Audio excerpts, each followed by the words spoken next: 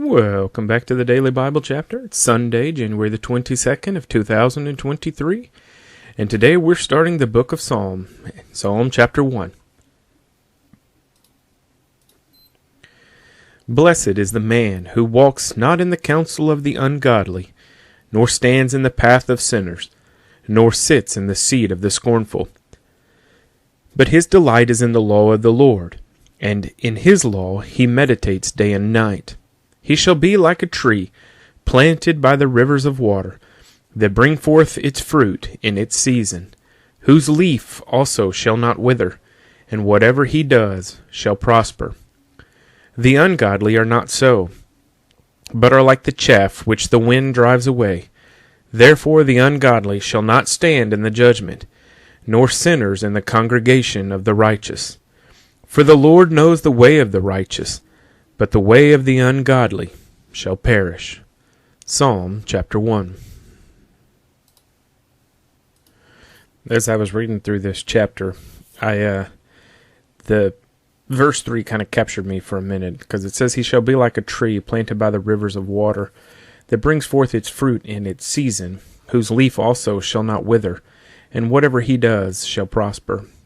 And later on in the Bible, when we get to Revelation chapter 22, it talks about this river that flows from God. I'm kind of paraphrasing here, so don't quote me on it.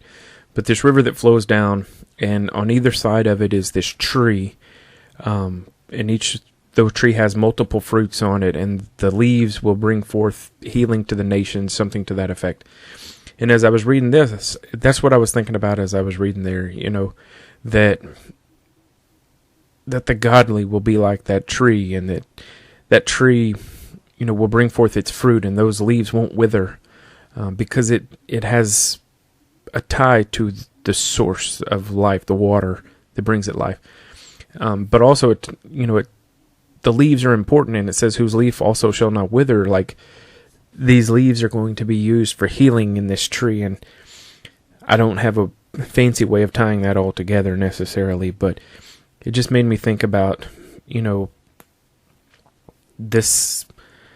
man who walks in godly ways is like this tree, and later on in the Bible we're going to learn about trees, and there's a lot of importance to these trees. Like, there's the tree of life, there's the tree of the knowledge of good and evil, there's these important trees as we go throughout the Bible. So anyway, that's what I was thinking about as I was reading through there, and just want to say thanks for joining us today, and I hope you'll join us again tomorrow for Psalm chapter 2.